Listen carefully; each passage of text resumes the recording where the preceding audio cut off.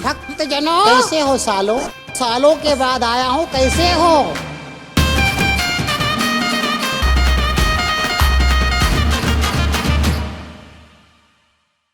तो कैसे हो भक्तजनों, मैं वैभव स्वागत करता हूं आपका यूनिटी बाबा के एक नए एपिसोड के अंदर। ब्लेंडर के एक और न्यू एपिसोड में आपका स्वागत है। तो पिछले एपिसोड में हमने जाना था रीमेश मॉडिफायर को। आई होप आपने वो वीडियो देखी होगी, नहीं देखी तो वो वीडियो जरूर देखें। उसके बाद आज हम यूज करने वाले हैं हमारे नए मॉडिफायर को, जिसका नाम है स्क्रू मॉडिफायर या फिर स्क्रू, जैसा आप चाहे बोल सकते हैं। स्क्रू मॉडिफायर इसको प्रोनाउंस किया जाता है। तो स्क्रू मॉडिफायर करता क्या है बेसिकली, एक बार क्लिक करके देखते हैं हमारे जस्ट क्यूब के ऊपर। तो ये देखिए कुछ इस टाइप का अलग सा प्रॉब्लम आ चुका है। या वाई पे क्लिक करता हूँ तो ये कुछ इस टाइप का बन चुका है। एक्स पे क्लिक कर रहा हूँ तो ये बन गया है। अब इसको बेसिकली अच्छे तरीके से समझने के लिए मैं क्या कर सकता हूँ, सबसे पहले मैं यहाँ पे क्रॉस कर देता हूँ। हमारा जो क्यूब है हम इसे डिलीट कर देंगे, या फिर जैसे ये स्प्लाइन के ऊपर बहुत ज़्यादा यूज आते हैं। जैसे मैं यहाँ पे इसको डिलीट कर देता हूँ तो सबसे पहले मैं शिफ्ट ए मैश और यहाँ पर ले लेता हूँ सर्कल। ये नॉर्मल सा सर्कल लिया, ये स्प्लाइन है, इसको हम स्प्लाइन कहते हैं। जो ये लाइन वाली चीज़ें होती है ना, उसे हम स्प्लाइन या फिर कर्व कहते हैं। जैसे शिफ्ट ए प्रेस करता हूँ, यहाँ पे कर्व आ चुका है। यहाँ पे सारे लाइनों वाले ऑब्जेक्ट्स हैं, रेक्टेंगल वगैरह आप यूज़ कर सकते हो। मैं मैश के अंदर यहाँ पर एक सर्कल आता है नॉर्मल सा, मैंने उसे यूज़ किया है। अब ये सर्कल तो बन चुका है। अब इसका क्या फर्दर यूज़ हम कर सकते हैं। बेसिकली अगर मैं यहाँ पे क्लिक करूँ और यहाँ पर मैं आ जाता हूँ स्क्रू मॉडिफायर का यूज़ करके। एंड नाउ अगर मैं जेड यूज़ कर रखा है तो ये जेड डायरेक्शन के अंदर ऊपर की तरफ जाएगा।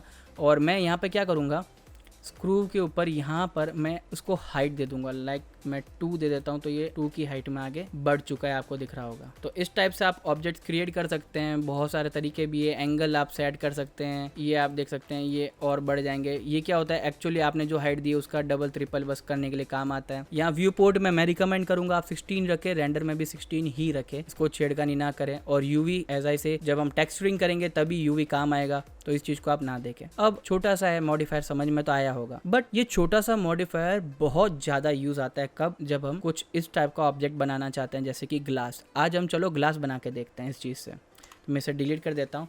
वैसे ये ट्यूटोरियल एपिसोड नहीं है, बट इस मॉडिफायर को अच्छे से समझाने के लिए मैं एक छोटा सा ऑब्जेक्ट बना के दिखाता हूँ। तो मैं शिफ्ट ए दबाता हूँ एंड नाउ मैं यहाँ पे क्या करता हूँ, सिंपल सा एक क्यूब ले लेता हूँ। ठीक है, अब ये 2 तरीके अच्छे से ध्यान से देखना। ये 2 तरीके, या तो मैं एडिट मोड के अंदर जाऊं और या राइट क्लिक करके यहाँ पे आता है मर्ज वर्टिसेस लिखा हुआ एट सेंटर, मैं इसे मर्ज कर दूं तो हुआ क्या, क्यूब तो अभी भी यहीं पर है, पर वो एक पॉइंट के अंदर बन चुका है। लाइक अगर मैं ई दबा के एक्सट्रूड करूँ तो देखो ये एक्सट्रूड हो रहा है, राइट। तो ये पॉइंट में कन्वर्ट हो चुका है हमारा क्यूब।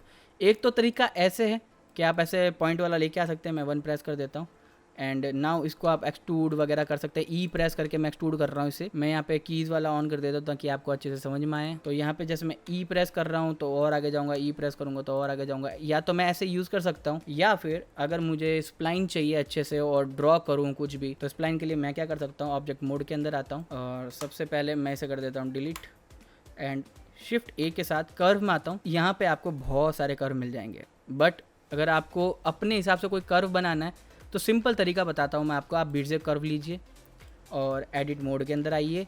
एडिट मोड में आने के बाद में यहाँ पर आप देख सकते हैं कुछ एक्स्ट्रा टूल्स यहाँ पे आ चुके हैं। ये स्प्लाइन के ऊपर, ये जब आप स्प्लाइन के ऊपर काम करोगे, 3D ऑब्जेक्ट के ऊपर काम नहीं करोगे, ये टूल्स जब दिखेंगे जब आप 3D पे नहीं बल्कि स्प्लाइन पे आप काम कर रहे हो, तभी आपको ये ऑब्जेक्ट दिखने वाले हैं। तो अब मैं क्या करूँगा, एक ट्रिक करूँगा। ट्रिक ये, ए दबाऊंगा, इनको सेलेक्ट कर लूंगा एंड देन मैं से डिलीट कर दूंगा, डिलीट वर्टिसेस। ये पूरा डिलीट हो चुका है, बट हमारे पास अभी भी टूल्स मौजूद है, राइट। और यहाँ पर बेजियर कर्व अभी भी लिखा आ रहा है, क्योंकि ऑब्जेक्ट अगर हम एडिट मोड के अंदर डिलीट करते हैं तो वो ऑब्जेक्ट पूरी तरीके से डिलीट नहीं होता, राइट। वो सिर्फ और सिर्फ पूरी तरीके से अगर डिलीट करना हो लेयर से भी और यहाँ से भी, तो आपको ऑब्जेक्ट मोड में जाकर फिर ऑब्जेक्ट को डिलीट करना होगा। अगर आप एडिट मोड के अंदर किसी भी ऑब्जेक्ट को डिलीट करेंगे तो वो डिलीट तो हो जाएगा, बट अभी भी वो लेयर के अंदर शो होगा। तो हमने इसी चीज का फायदा उठाया है। हमने बेजियर कर्व को डिलीट कर दिया, बट अभी भी बेजियर कर्व यहाँ पर है। तो इसका यूज कैसे कर सकते हैं, यहाँ पर मैं अब बहुत सारे टूल्स आ चुके हैं। जैसे कि ये पहला टूल सबसे ज्यादा मैं यूज करता हूँ, सॉरी ये पहला टूल जो मैं सबसे ज्यादा यूज करता हूँ। अब जैसा चाहो वैसा आप स्प्लाइन्स बना सकते हो, ये देख, ठीक है।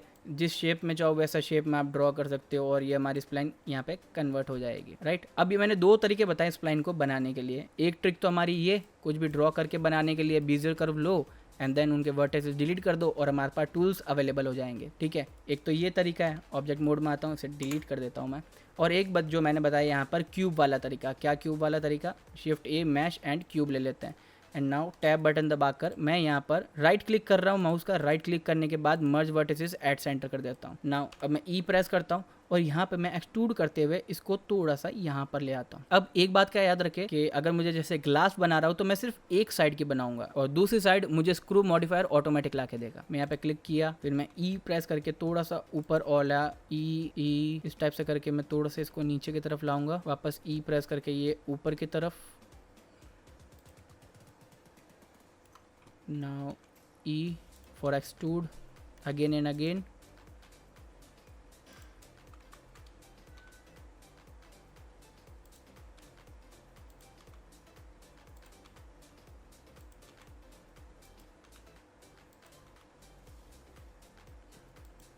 Now इस टाइप का कुछ हमारे पास शेप बन चुका है। इसे थोड़ा सा एडजस्ट कर लेते हैं जी बटन प्रेस करके।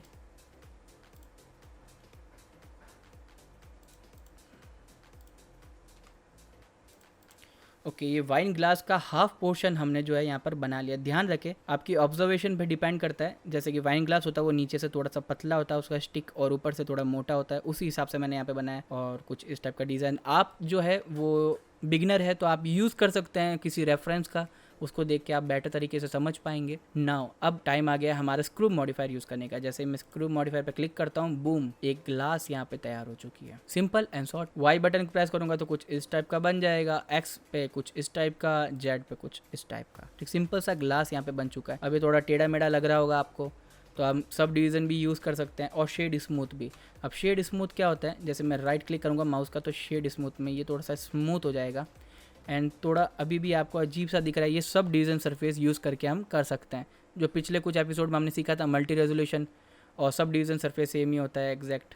तो ये देखो इस टाइप का कुछ ग्लास बन गया। अब यहाँ पर मैं और क्या कर सकता हूँ, मैं यहाँ पर इसको सॉलिडिफाई कर दूंगा। वो हम नेक्स्ट मॉडिफायर में हम सीखने वाले हैं सॉलिडिफाई। ये रहा स्किन के जस्ट बाद में, तो कैसे करते हैं सॉलिडिफाई हम सीखेंगे वहाँ पर। तो आई होप आपको स्क्रू मॉडिफायर अच्छे से समझ में आया होगा। सो स्क्रू मॉडिफायर के फर्दर बहुत सारे यूज़ है और इस टूल को हम बहुत ज़्यादा यूज़ करेंगे जब हम ट्यूटोरियल्स बनाएंगे। जैसे कि बहुत सारी चीज़ें हैं, रोप बनाना, ग्लासेस, बोटल्स और बहुत सारी चीज़ें। तो ये एंगुलर शेप में बनाना हो, मतलब 360 ऑटोमेटिक बन जाए एक स्प्लाइन से, तो स्क्रू मॉडिफायर जो है वो बहुत ज़्यादा यूज़ आने वाला है यहाँ पर। और यहाँ पे एक्सिस ऑब्जेक्ट भी डाल सकते हैं यहाँ पर। और क्या होता है एक्सिस ऑब्जेक्ट जब हम सीखेंगे, जब हम ट्यूटोरियल्स बनाएंगे तब हम सीखेंगे। आई होप आपको ये स्क्रू मॉडिफायर अच्छे से समझ में आया होगा। तो आपका ये टास्क रहेगा कि एक अच्छी सी ग्लास बना के आप बताएं और मुझे टेलीग्राम पे अपना रेंडर जो है मुझे वहाँ पे शो करें। रेंडर इन सेंस या तो आप मुझे फाइल भेज सकते हो, क्योंकि मैंने अभी तक रेंडरिंग करना आपको नहीं सिखाया। रेंडर सिर्फ F12 दबाने से कोई रेंडर नहीं होता, ये रेंडर नहीं है। अच्छे तरीके से रेंडर करने के लिए कंपोजिटिंग आना बहुत जरूरी है। तो कंपोजिटिंग पे काम करेंगे, टेक्सचरिंग पे काम करेंगे, लाइटिंग पे काम करेंगे, देन अच्छा सा एक रेंडर निकालेंगे। आई होप आपको ये वीडियो पसंद आया होगा। वीडियो पसंद आया तो वीडियो को लाइक कीजिए, मुझे और चैनल को सपोर्ट करने के लिए सब्सक्राइब कीजिए चैनल को और बेल आइकन प्रेस कीजिए ताकि लेटेस्ट अपडेट्स जो है वो आपको मिलते रहे। और अगर आपको गेम के अंदर रुचि है, अगर गेम डिज़ाइनिंग कैसे की जाती है, तो आप मेरे YouTube चैनल की प्लेलिस्ट में जाके आप यूनिटी की बेसिक सीरीज़ को स्टार्ट कर सकते हैं। तो यूनिटी गेम इंजन हम यूज़ करते हैं जहाँ पर हम गेम बनाना सिखाते हैं कि गेम कैसे बनाया जाता है। आप वो सीरीज़ भी ज्वाइन कर सकते हैं और ब्लेंडर की सीरीज़ को भी आप कंटिन्यू रख सकते हैं। तो मिलते हैं नेक्स्ट एपिसोड में।